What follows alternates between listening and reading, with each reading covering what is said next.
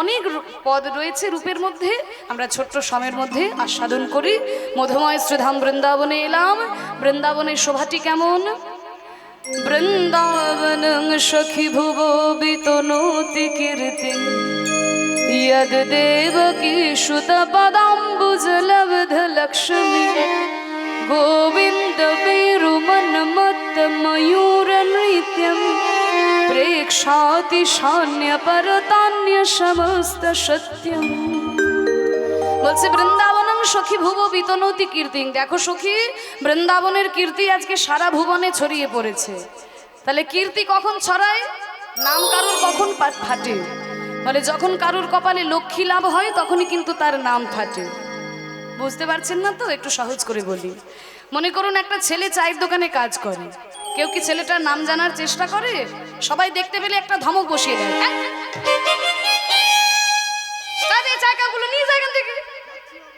না? কেউ কি ডেকে জিজ্ঞাসা করে, বাবু এদিকে এসো, খোকা তোমার নাম কি? কেউ করে কি? কেউ করে না। তাহলে ওই যে ছেলেটা চায়ের দোকানে কাজ করে, কেউ তার নাম জানার চেষ্টাই করে না। ওই ছেলেটাই যদি পরের দিনে বাবা লটারিতে 1 কোটি টাকা পায়, ওই ছেলেটাই যদি পরের দিনে লটারিতে 1 কোটি টাকা পায়, দেখবেন সমস্ত লোকে তার নাম পড়ে একেবারে মুখস্থ করে ফেলেছে। ফেসবুকে ইউটিউবে একেবারে ভাইরাল হয়ে যাবে। হরি বল, ওই কাঁচা বাদামের মতো। কি গো, কাঁচা বাদাম? আমাদের বীরভূমেরই তো কাঁচা বাদাম। তা তারও তো কপালে লক্ষ্মী লাভ হয়েছে। লক্ষ্মী মানে তার শুধু টাকা পয়সা নয়, লক্ষ্মীর অনেক রূপ। ধনলক্ষ্মী, যশলক্ষ্মী, সৌভাগ্য লক্ষ্মী, লক্ষ্মীর অনেক রূপ। তা তারও তো কপালে লক্ষ্মী লাভ হয়েছিল।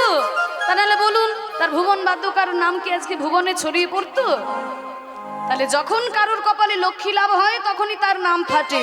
বলে শোনো, বৃন্দাবনের নামগন্ধই কেউ জানতো না, ওই তো ছোট্ট উত্তরপ্রদেশের ঝোপে একটা গ্রাম। কিন্তু আজকে সারা পৃথিবীর লোকে বৃন্দাবনকে এক ডাকে চেনে। কেন না? বৃন্দাবনের কপালে লক্ষ্মী লাভ হলো। লক্ষ্মীটা কি? ইয়াদ দেবকী সুত পদাম্বুজ লব্ধ লক্ষ্মী। দেবকী সুত মানে দেবকীর পুত্র কৃষ্ণের চরণরূপী লক্ষ্মী যখন বৃন্দাবনের মাটিতে পড়লো, বৃন্দাবনের সৌভাগ্য লক্ষ্মী উদয় হলো, আর বৃন্দাবনের নাম সারা পৃথিবীতে ছড়িয়ে পড়লো। সেই গোবিন্দ বৃন্দাবনে এসে কি করলেন? গোবিন্দ বেরু বাঁশি বাজালেন। আর তার বাঁশি শুনে ময়ূর ভাবলো মেঘ ডাকছে, তাই পেখম তুলে নৃত্য করতে শুরু করলো। গোবিন্দ বেরু মনমত্ত ময়ূর নৃত্য।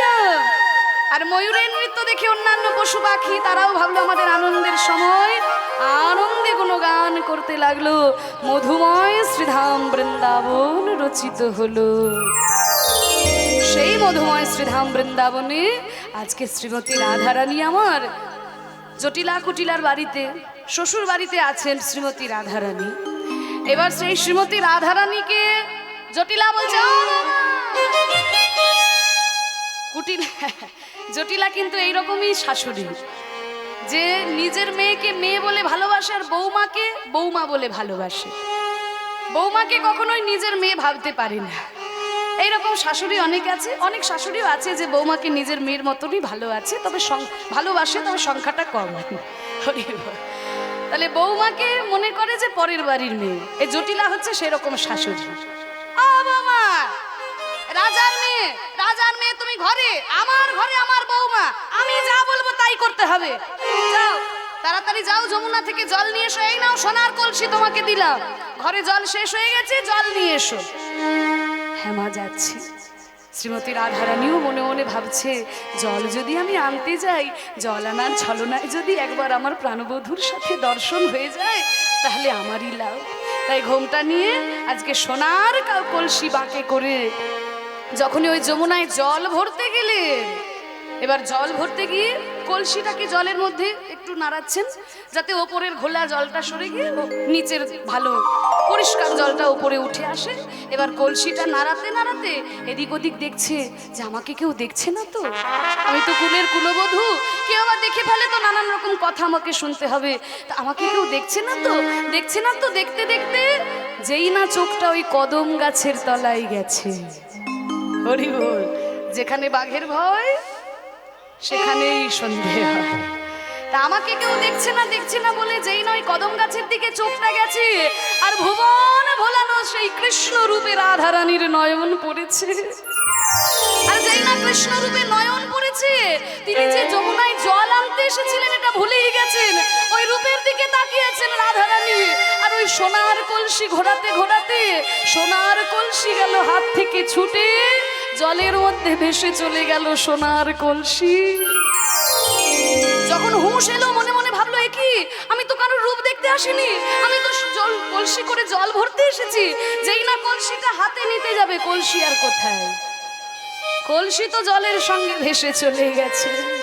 তাই সোনার কলসি হারিয়ে রাধারানী নয়ন জলে ভাসতে ভাসতে যখনই ঘরে এসেছে, অমনি জটিলা বলছে, এ কি বৌমা, তোমাকে আমি জল আনতে পাঠালাম, জল কোথায়, কলসিটাই বা কোথায় গেল? মা, সোনার কলসি যমুনার জলে ভেসে চলে গেছে। কি, এ কি অলক্ষী হতচ্ছাড়া বৌমা আমার! হ্যাঁ, এই লক্ষ্মী ছাড়া বৌমাকে নিয়ে কি করব? সোনা হারাতে নাই তুমি জানো না? সত্যি সত্যি এই বৌমাকে নিয়ে আমি কি করব? ললিতা বিশাখা এসে বলছে, শুনুন শুনুন, আপনি একটু শান্ত হন। আমাদের রাধারানী রাজার মেয়ে তো, ছোটবেলা থেকে কখনো এই ভাষায় কথা শুনতে অভ্যস্ত নয়। তা কি হয়েছে আমরা জানছি, কোথায় সোনার কলসি হারিয়েছে আমরা জেনে নিচ্ছি, আপনি একটু শান্ত হন।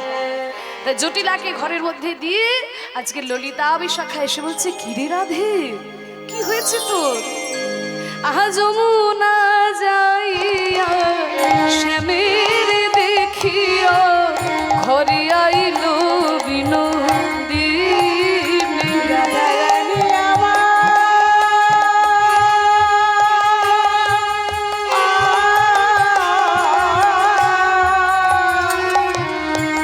যমুনা যাইয়া শ্যামের দেখিয়া ঘরে আইলা বিনোদিনী। আরে অরূপ ভাবিয়া কাঁদিয়া কাঁদিয়া রাধারানী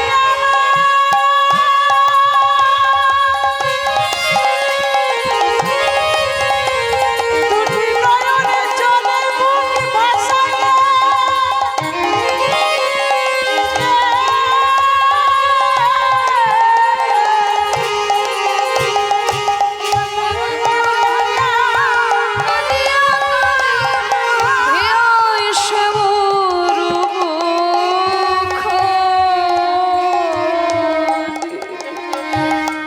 সোনার কলসি হারিয়ে এসছে, কিন্তু চোখ দুটো বন্ধ করে যেই না কৃষ্ণের রূপকে মনের মধ্যে ভাবছে,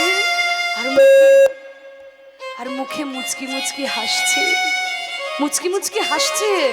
ললিতা বলছে, হ্যাঁ রে রাধে, সোনার কলসি তুই হারিয়ে এসেছিস, আবার কলসি হারিয়ে এসে মুখে মুচকি মুচকি হাসি, একটু অনুতাপ তোর মধ্যে দেখতে পাচ্ছি না।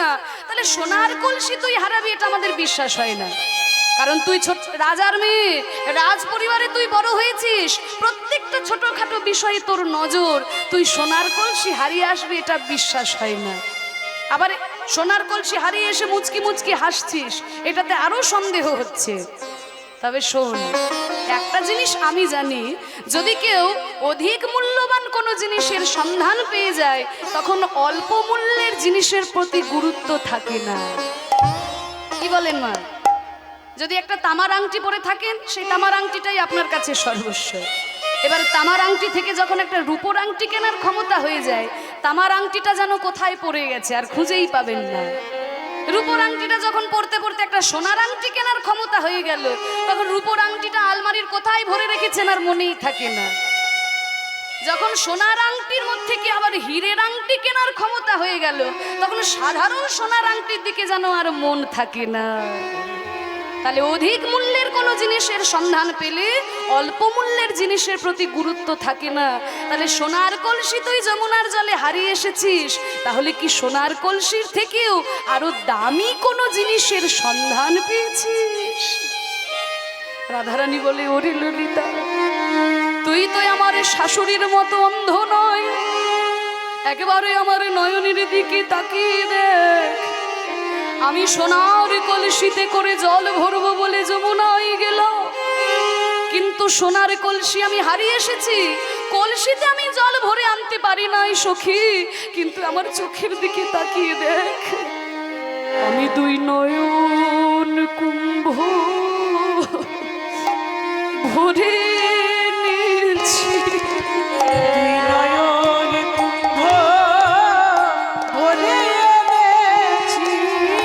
দুই নয়ন কুম্ভ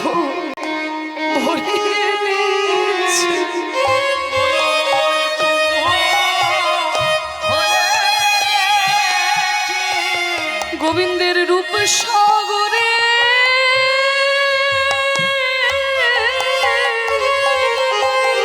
ওই ডুবাই দুই নয়ন ভরে দিয়েছে। গোবিন্দের রূপ সাগরে ডুবাইয়ে নয়ন কুম্ভ ভরে এনেছি। গোবিন্দের রূপ সাগরে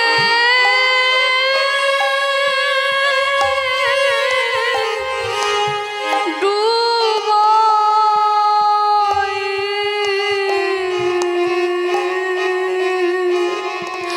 আমার দু নয়নে রূপ যা ধরেছে রূপ সাগরে নিতাই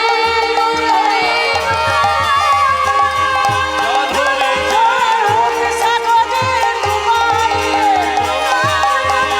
গোবিন্দের রূপ সাগরে ডুবাইয়ে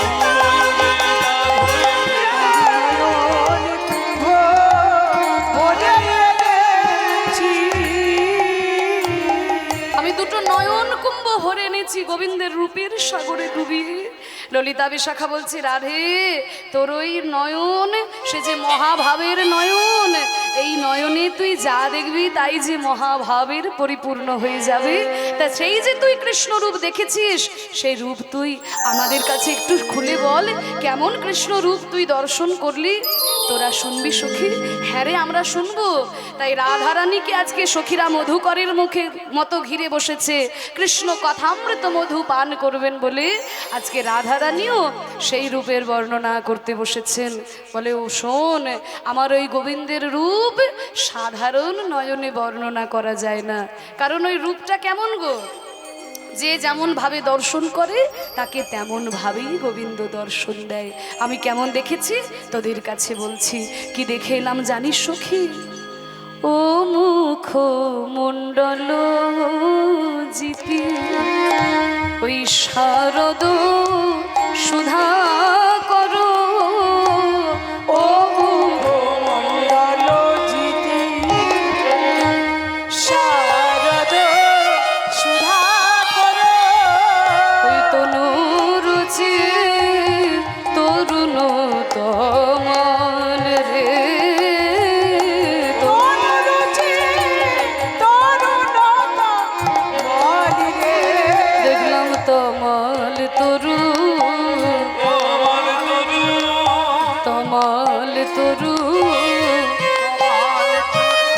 অঙ্গ নয় যেন তমল তরু, অঙ্গ নয় যেন তোমার বধুর বদন নয় যেন অকলঙ্ক চাঁদ, অঙ্গ নয় যেন তমাল তরু। বদন নয় যেন অকলঙ্ক চাঁদ, নয় যেন তোমার তরু। কি দেখলাম? অমুখ মণ্ডল জিতি শারদ সুধা করো, তনুরুচি তরুণ তমাল। ও মুখমণ্ডল, দেখুন বললো না কিন্তু সে মুখমণ্ডল, বলছে ও মুখমণ্ডল। কেন? যেন রাধারানী দেখতে পাচ্ছেন চোখের সামনে ওই মুখটা কেমন জিতি, মানে জয় করেছে। শারদ সুধা করো, শরৎকালের যে পূর্ণিমার চাঁদ সব থেকে পৃথিবীতে বুকে সুন্দর। শরৎকালে দুটো চাঁদ হয়, কি কি বাবা? একটা হচ্ছে কোজাগরী লক্ষ্মী পূর্ণিমার চাঁদ, আর একটা হচ্ছে রাস পূর্ণিমার চাঁদ। কোজাগরী লক্ষ্মী পূর্ণিমার চাঁদ হচ্ছে সব থেকে বড় চাঁদ। হ্যাঁ, কোজাগরী দুর্গাপুজোর পরে যেটা পূর্ণিমা, কোজাগরী। কোজাগরী মানে কে জেগে আছে। এদিন মা লক্ষ্মী দেখে বেড়ান ঘরে ঘরে, কে আমার জন্য রাত্রির জেগে বসে আছে, তার ঘরেই মা লক্ষ্মী বিরাজ করে। কোজাগরী, এই পূর্ণিমাটার নামই কোজাগরী। তা সেই কোজাগরী পূর্ণিমার চাঁদ আর রাস পূর্ণিমার চাঁদ, এই দুটো চাঁদ হচ্ছে সব থেকে সুন্দর। শরৎকালে দুটো চাঁদ ওঠে, তা সেই চাঁদের যে দৃশ্য, সেই চাঁদের যে সৌন্দর্য, সেই চাঁদের রূপকেও যেন জয় করেছে আমার গোবিন্দের ওই মুখমণ্ডল। ও মুখমণ্ডল জিতি শারদ সুধা করো, তাহলে মুখমণ্ডলটা চাঁদের রূপকেও জয় করেছে। আর দেহটা কেমন? তনু রুচি তরুণ তমাল। তরুণ তমাল, তমাল গাছ দেখেছেন তো? টাটকা তমাল গাছ একেবারে কালো কুচকুচে হয়, তাই মাঝে গোবিন্দের দেহটা একেবারে কালো কুচকুচে, রূপেতে ভ্রমর আগুনে ননি চোরা, ভ্রমরের মতো কালো তার রূপটা। তাহলে দেহটা হচ্ছে তমাল গাছের মতো কালো, আর ওই মুখমণ্ডলটা চাঁদের মতো সুন্দর। দূর থেকে দেখে মনে হচ্ছে যেন একটা তমাল গাছে চাঁদ ফলেছে, তমাল গাছের উপরে যেন একটা চাঁদ ফলেছে। তাই বলছে ও মুখমণ্ডল জিতি শারদ সুধা করো, তনু রুচি তরুণ তমাল। আমি দেখে হঠাৎ মনে কেউ ভাবতেই পারবে না যে ওটা তমাল গাছ, মনে হবে জানো কৃষ্ণের অঙ্গ বলে কেউ বুঝতেই পারবে না। কদম গাছে হেলাম দিয়ে এমন ভাবে দাঁড়িয়ে আছে, মনে হচ্ছে যেন ওই কদম গাছে একটা তমাল গাছ জড়িয়ে আছে, আর সেই তমাল গাছে ফল হচ্ছে ওই গোবিন্দের মুখমণ্ডল রূপী চাঁদ। তনুরুচি তরুণ তমাল। আর কি দেখলি? আর মাথার উপরে গোবিন্দের চুরে চারু, আর শিখণ্ড মন্ডিত চুরে চারু, শিখণ্ড মণ্ডিত, মালতী মধুকর মা। গোবিন্দের গলায় মালতী মধুকর মা। বলছে চুরে চারু শিখণ্ডক মণ্ডিত। মাথায় রয়েছে কি? ময়ূরপুচ্ছের চূড়া। মাথায় রয়েছে ময়ূরপুচ্ছের চূড়া। চুরে চারু শিখণ্ডক মণ্ডিত, চূড়াটা ময়ূরপুচ্ছ, আর তার রয়েছে কি শিখণ্ডক মণ্ডিত, মানে ময়ূরের পুচ্ছ যখন ধারণ করেছেন, আর ময়ূরের পুচ্ছের মধ্যে দেখবেন অর্ধ চন্দ্রাকৃতি থাকে, থাকে না? কেন না, এই যে ময়ূরপুচ্ছ, এই ময়ূরপুচ্ছটা অন্য কেউ নয়, এই চূড়াটা হচ্ছে স্বয়ং আকাশের চাঁদ গো। আকাশের চাঁদ যখন জানতে পারলো যে ভগবান কৃষ্ণ অবতার হয়ে বৃন্দাবনে যাবে, চাঁদ মনে মনে চিন্তা করলো, হে ঠাকুর, তাহলে তুমি যখন রাত্রে বেলায় লীলা করবে সেই লীলাগুলো আমি দেখতে পাবো, কিন্তু যখন দিনের বেলায় লীলা করবে সেই লীলাগুলো তো আমি দেখতে পাবো না। তাহলে এমন কিছু আশীর্বাদ করো যেন দিবারাত্রে আমি তোমার লীলা দেখতে পারি। তাহলে চাঁদ, তুমি আমার লীলা দেখতে চাও? ঠিক আছে, আমি তুমি শিখিকুলে জন্মগ্রহণ করবে, পুরুষ জাতি হবে তুমি, আর তোমাকে আমি সেইখান থেকে নিয়ে আমার মাথায় চূড়ার উপরে রাখবো। তুমি দিনের বেলার লীলাও দর্শন করবে, রাতের লীলাও তুমি আকাশের যখন থাকবে দর্শন করবে, আর আমার মাথায় চূড়া রূপে বিরাজ করে তুমি সেই লীলা দর্শন করবে। তাই বলছে চূড়ে চারু শিখণ্ডক মণ্ডিত, মালতী মধুকর মাল। ঝুটি বাঁধা আছে, ওই যে বললাম মহাপ্রভু রূপের বর্ণনা দেওয়ার সময় বললাম না, এই যে চুলগুলো কোকড়ানো চুল, তো অর্ধেকটা চুল ওপরে তুলে ঝুটি বাঁধানো আছে, ঝুটি বাঁধা আছে, আর ঝুটির মধ্যে মালতী ফুল দিয়ে মালা গাঁথা আছে। মালতী মধুকর মাল রে,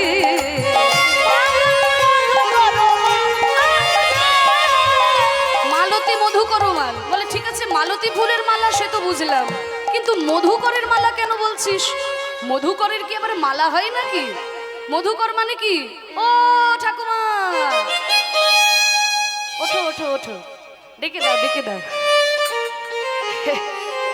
মধুকর ভ্রমর, ভ্রমর ভ্রমর দেখেছো? ভ্রমর। ঠাকুমা বলছে রাত দুপুরে ঘুম থেকে তুলে বলে, ভ্রমর দেখেছো? দেখিনি, বন বন করে ঘুরে বেড়ায়, একবার যদি হুল ফুটিয়ে দেয় তো বুঝতে পারবে। কত ধানে কত চাল বোঝা যাবে বাবা, যদি ভ্রমরে একবার হুল ফুটিয়ে দেয়। তা ওই যে কালো কালো ভ্রমর বনমন বনমন করে ঘুরে বেড়ায়, তা ভ্রমর দিয়ে মালা, ভ্রমরের আবার মালা হয় নাকি? বলে শোনো, তোমরা কি ভাবছো যে ওই ভ্রমরকে ওই সুতোর মধ্যে দিয়ে মালা করেছে? সেটা নয়, ওই মালতী ফুলগুলো দিয়ে সাজানো আছে, আর মালতী ফুলের উপরে, প্রত্যেকটা ফুলের উপরে এমন ভাবে ভ্রমর গিয়ে বসেছে, দূর থেকে দেখে মনে হচ্ছে যেন মালতী ফুল নয়, ভ্রমর দিয়েই কেউ মালা তৈরি করে দিয়েছে। মালতী মধুকর মাল রে,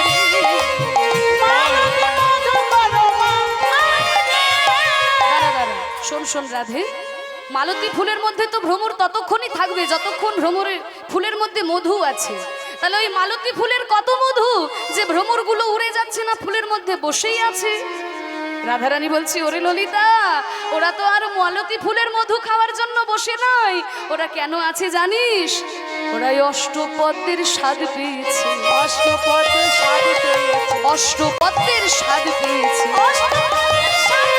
এই মকরন্দ গন্ধে মেতেছে অষ্টপদের সাজবে। ওই মকরন্দে গন্ধে মেতেছে অষ্টপদের স্বাদ পেয়েছে। গোবিন্দের অঙ্গের অষ্টপদ্মের স্বাদ পেয়েছে। যুগল নয়ন মুখ কমল, যুগল কর কমল, যুগল পদ চরণ কমল আর নাভি কমল, এই অষ্টপদ্মের স্বাদ পেয়ে তারা ওই মালতী ফুলের মধ্যেই বসে আছে। মালতী ফুলের মধু খাওয়ার জন্য নয়, গোবিন্দের অঙ্গের অষ্টপদ্মের স্বাদ পাওয়ার জন্য বসে আছে। আহা ধনী ধনী বনি নব নাগর কানা, ধনী ধনী বলি নব নাগরকার। রহৈ ত্রিভঙ্গ ত্রিভুবন মন মোহন। ধনী ধনী বনি নব নাগর কান। ধনী ধনী বানান কি? বাচ্চারা সব, এই যে বাচ্চারা বলো বলো, ধনী বানান কি বলো? বাহ, খুব সুন্দর বলেছে, কিন্তু ঠিক বলেছে। ধয়ে বয়ে দন্ত নয় হসি বলেছে, ঠিকই বলেছে বাবা। কিন্তু ধ্বনির তিনটে বানান। ও যেটা বলেছে ঠিকই, ধয়ে বয়ে দন্ত নয় হসি। ধ্বনি মানে হচ্ছে শব্দ, শব্দ। যেমন উলুধ্বনি, শঙ্খধ্বনি, সেটা হচ্ছে ধয়ে বয়ে দন্ত নয় হসি। আর একটা ধ্বনি হচ্ছে ধ দন্ত নয় দীর্ঘি, সেই ধ্বনি মানে কি? হ্যাঁ ঠিক, ধন সম্পত্তি যার আছে, যে প্রতিপত্তিশালী, তাকে বলা হয় ধনী। তাহলে বলছি ধ্বনি দুটো হলো, আর আমি যেটা ধ্বনি বলছি সেটা বানান হচ্ছে ধ দন্ত নয় হস্যি। ধ দন্ত নয় হস্যি ধ্বনি। এই ধ্বনি মানে হচ্ছে ধন্য, ধন্য। হিন্দিতে ধন্যা ধন্যা ধন্যা ধনিয়া ধনিয়া, সেই থেকে এসেছে ধ্বনি। সাউন্ড একটু তোলো ভাই, ধনী। তাহলে সেই ধ্বনি মানে হচ্ছে ধন্য, ধন্য ধন্য ওই গোবিন্দের রূপ, যে এত সুন্দর করে যে রূপ মুখমণ্ডলকে সাজিয়েছে, সে ধন্য। ধনী ধনী বনি নব নাগর কানা। ধনী ধনী বলি নব নাগরকার। ঠিক আছে রাধে, মুখমণ্ডল সুন্দর বলে ধন্য বলছিস, কিন্তু ধনী তিনবার কেন বললি? বলে তিনবার বললাম কেন জানিস? কারণ প্রথম ধ্বনি হলো সে, যে গোবিন্দের মুখমণ্ডলকে এমন সুন্দর করে সাজিয়েছে। জানি তাই, মাইকেল দাদা একটু আসবেন। যে গোবিন্দের মুখমণ্ডলকে এমন সুন্দর করে সাজিয়েছে, তিনি হলেন প্রথম ধ্বনি, অর্থাৎ মা যশোমতী। আর দ্বিতীয় ধ্বনিকে, যে আমার গোবিন্দের রূপ মাধুর্য নয়ন ভরে দর্শন করেছেন, অর্থাৎ শ্রীমতী রাধারানী হলেন দ্বিতীয় ধ্বনি। আর তৃতীয় ধ্বনি কি না, অষ্টসখী আর মঞ্জরি, যারা প্রাণ ভরে রূপ মাধুর্য দর্শন করছে। আরো কি কেউ ধ্বনি আছে? বলে ধ্বনি আছে, তারাও ধ্বনি, তারাও ধনী। মাইকেল দাদা একটু আসরে আসবেন। ওগো যারা দেয় জয়ধ্বনি, তারাও ধ্বনি। ও গো যারা দেয় ধনী, তারাও ধনী। বলি যারা দেয় জয়ধ্বনি, জয় রাধে শ্রী কৃষ্ণ বলি।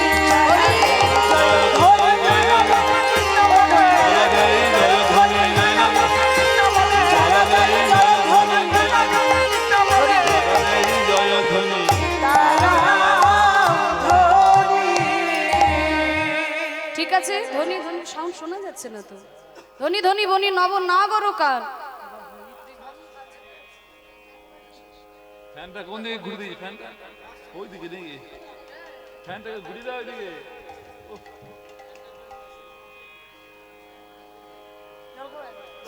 এতটা নয়, মেন মেন। হ্যাঁ,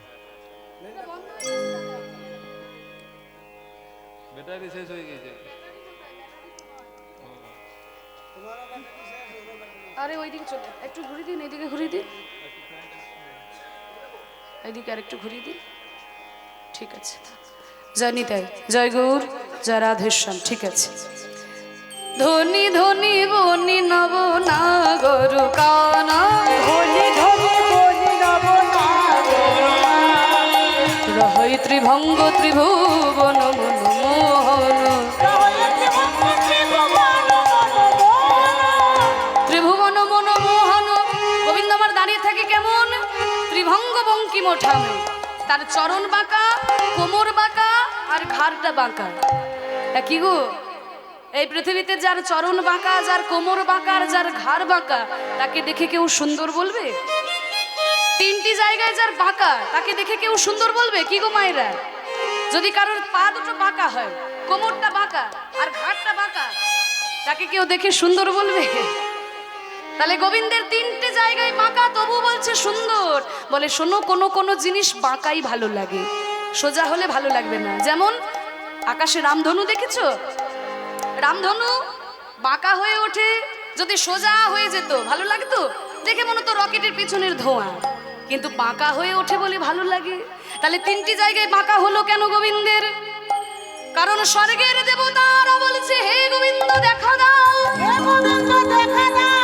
তাই স্বর্গের দেবতাদের ডাকে সাড়া দিতে গিয়ে গোবিন্দের হয়ে গেল ভার বাঁকা। আর মর্তের মানুষ বলছে হে গোবিন্দ দেখা দাও, মর্তের মানুষের ডাকে সাড়া দিতে গিয়ে গোবিন্দের হয়ে গেল কোমর বাঁকা। আর পাতালের দৈত্যকুল নাগকুল তারা ডেকে বলছে হে গোবিন্দ দেখা দাও, আর সেই পাতালের নাগকুল দৈত্যকুলকে কৃপা করতে গিয়ে হয়ে গেল গোবিন্দের চরণ বাঁকা। তাই তিনটে জায়গায় বাঁকা, তিনটে ভুবনের ডাকে সাড়া দিতে গিয়ে তিনটি জায়গায় বাঁকা হয়ে গেল। তাই পদকর্তা বলছেন রহৈ ত্রিভঙ্গ ত্রিভুবন মনোমোহন, মধুর মুরলী করু গান রে, মধুর মুরলী করু গান রে।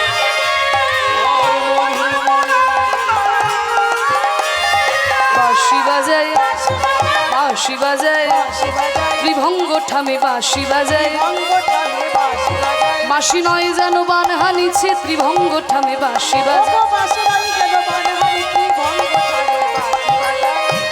ওই যে বাঁশি বাজালো সখী, বাঁশি যেন নয় রে, ওই বাঁশির সুরে আমার মন প্রাণ সব কিছু হরণ করে নিল। ওই বাঁশির সুর যখনই আমার হৃদয়ে এসে বিঁধলো, বাঁশি নয় যেন ধনুকের তীর হয়ে আমার হৃদয়ে এসে বিঁধলো সখী। আমি আর ফিরেও আসতে পারছি না, দাঁড়িয়েও থাকতে পারছি না। এখন আমি কি করব বল সখী? সখী রে, আমার মন প্রাণ হরে নিল রে,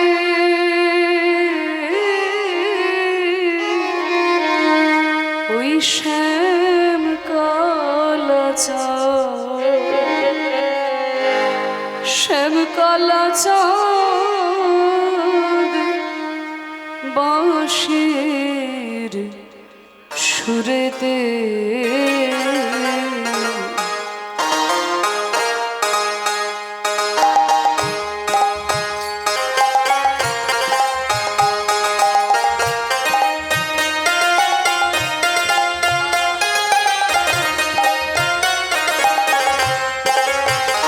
আমার মন প্রাণ হরে নিল রে,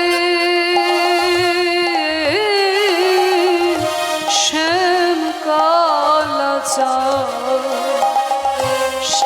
কালা চাঁদ বাঁশির সুরেতে আমি কেন বাজা ভরতে গেলাম, কেন বাজা ভরতে গেলাম যমুনার কুলে সখী, শ্যাম কালা চাঁদ বাঁশির সুরেতে।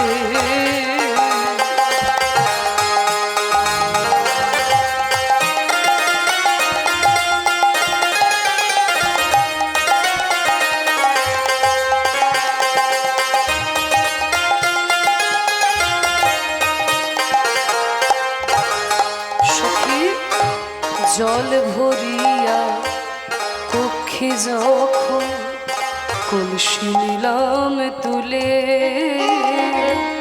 কালার বাঁশি বাজলো তখন আমার শ্রবণ মূলে। জল ভরিয়া কক্ষে যখন কলসি নিলাম তুলে, কালার বাঁশি বাজলো তখন আমার শ্রবণ মূলে।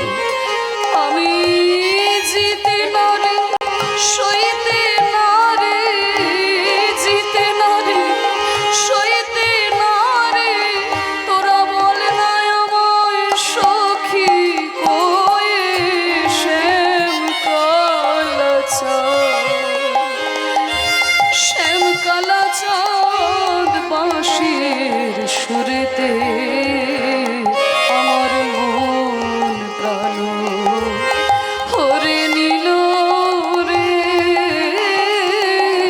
শ্যাম কালা শ্যাম কালা চাঁদ বাঁশির সুরেতে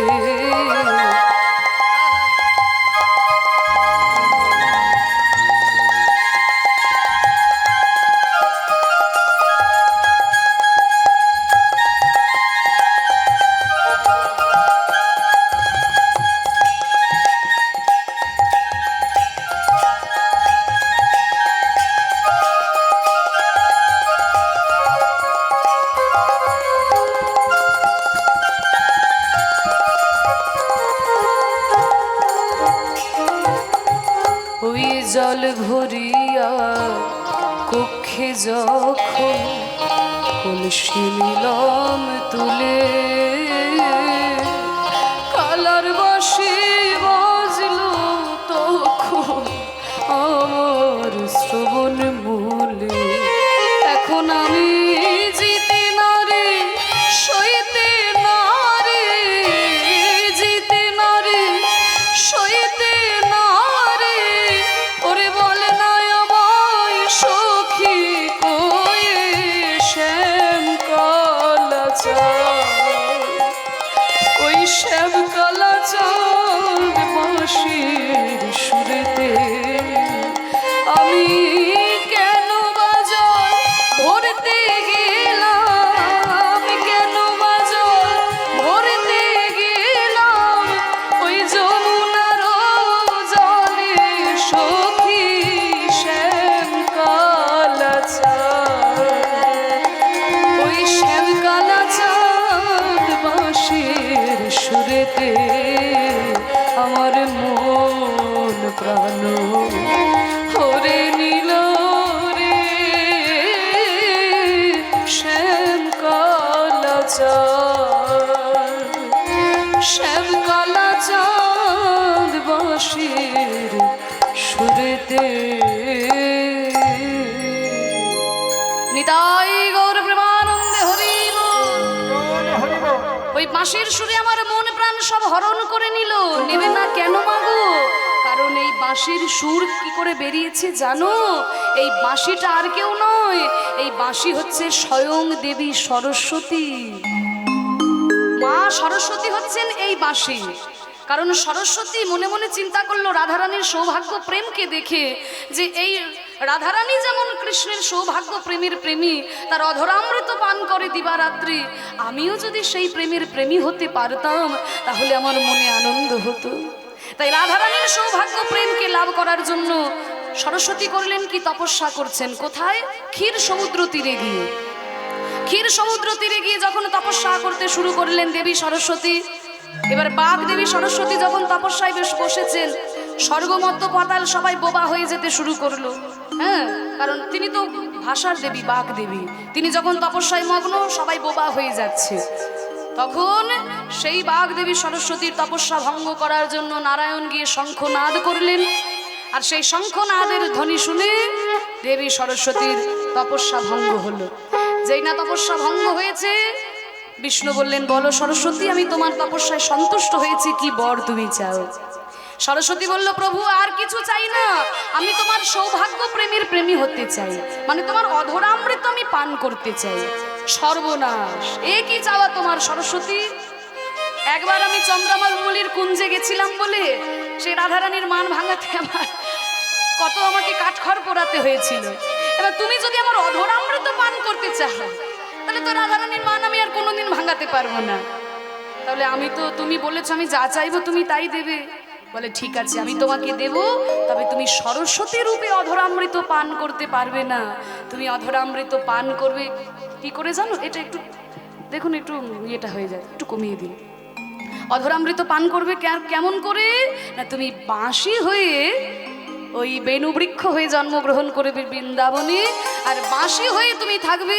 আমি তোমাকে নিয়ে আমার হাতের বাঁশি করব, আর বাঁশি হয়ে তুমি সদা সর্বদা আমার অধরামৃত পান করবে। কেউ জানতে পারবে না, শুধু তুমি জানবে আর আমি জানবো। আর কেউ, অন্য কেউ জানবে না, তুমি অধরামৃত পান করতে পারবে, আর তোমার ওই বাঁশির ভুবন ভোলানো সুরে ত্রিভুবন মোহিত হয়ে যাবে। শ্রীমতী রাধারানী ছুটে ছুটে আসবে আমার কাছে, ব্রজগোপীরা পাগলিনী হয়ে ছুটে আসবে আমার কাছে। তাই দেবী সরস্বতী ওই বাঁশির হয়ে বিরাজ করলেন। তাই তো গোবিন্দের অধরামৃত মিশ্রিত হয়ে যখন ওই বাঁশির সুর বেরোয়, সরস্বতীর রাগ রাগিনী মিশে গিয়ে ত্রিভুবনকে মোহিত করে দেয়নি। তাই গৌর হরি বল। এই বাঁশিটা হচ্ছে স্বয়ং দেবী সরস্বতী। তাই ওই বাঁশি শুনে আর কি আমি কুলের কুলবধূ, আমি কি আর ধৈর্য রাখতে পারি? মধুর মুরলী কর গান রে,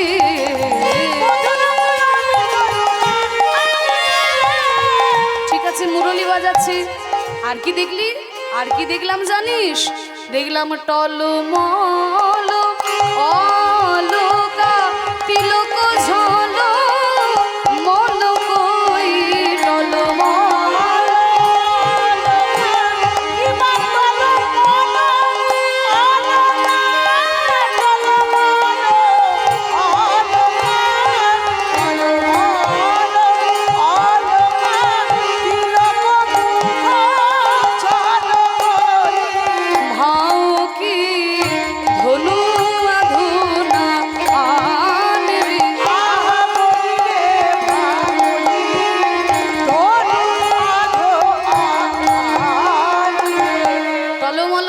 তিলক ঝলকই ভাও কি ধনুয়া ধুনান। অলকা মানে কি ও মায়েরা? অলকা মানে বোঝো? অলকা মানে হচ্ছে লক্স লক্স। ইংরাজি আমরা বেশি ভালো বুঝি তো, বাংলাগুলো জানি না। লক্স দেখবেন চুলটা আঁচড়ানোর পরে যে ছোট ছোট চুলগুলো বেরিয়ে থাকে না, এবার মাথার উপরে চুলটা দিয়ে ঝুঁটি বাঁধা আছে, আর এই যে ছোট ছোট চুলগুলো বাইরের দিকে বেরিয়ে থাকে সেগুলোকে বলা হয় অলকা। এই যে সাইডে যেগুলো থাকে এগুলো অলকা। আর ওই অলকাগুলো সুন্দর হাওয়াতে টলমল টলমল করে দুলছে। টলমল অলকা তিলক ঝলকই, তিলকটা রয়েছে মাঝখানে, আর গোবিন্দের জোড়া ভুরু দেখে মনে হচ্ছে যেন একটা ধনুক। ভুরুটা জোড়া ভুরু দেখে মনে হচ্ছে ধনুক। তাহলে বুঝতে পেরেছেন, অলকাগুলো টলমল করছে, মাঝখানে তিলক, আর ভুরুটা হয়েছে জোড়া ভুরু, দেখে মনে হচ্ছে ধনুক। তাহলে ধনুক যদি থাকে ঠিক আছে, শুধু ধনুক নিয়ে কোনো চিন্তার কারণ নেই। শুধু ধনুক যদি কোথাও থাকে কোনো চিন্তার কারণ নেই, কিন্তু যদি বান থাকে তাহলে চিন্তার কারণ। তাহলে বান যখন নেই তাহলে ধনুক নিয়ে কোনো চিন্তা নেই। বলে বলিস কি বান নেই? কুলবতী বরত বিমোচন লোচন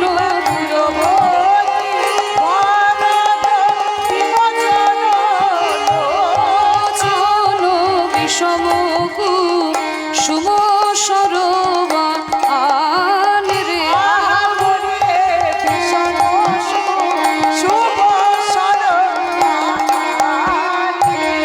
বিষম কুসুম সরবান। কুসুম সরবান কি?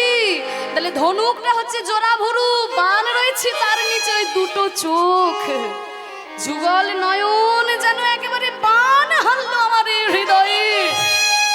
রাধে যখন ওই নয়ন তোর হৃদয়ে বান হারলো, কেন তুই চলে এলি না? বলে সখী আমি আসবই ভেবেছিলাম কিন্তু আসতে পারলাম না। কেন জানিস? ওই যে মুখের মৃদুমন্দ হাসি, মুখের হাসি, ওই হাসিতেই যে আমার মন প্রাণ কেড়ে নিল। বাঁধুলি বন্ধু অধরে মধু মাখল,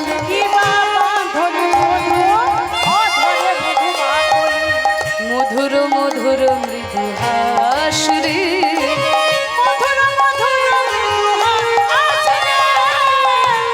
অনেকে আছে দেখবেন দেখতে খুব সুন্দর, সারাদিন মুখের ভাবটা এমন করে থাকে, সারাদিন মুখটা এমন বাংলার পাঁচের মতো করে থাকে যে মুখের দিকে তাকাতে ইচ্ছে করে না। কিন্তু আমার গোবিন্দ যেমন দেখতে সুন্দর, মুখে সব সময় মৃদু মন্দ হাসি, মধুর মধুর মৃদু হাস রে।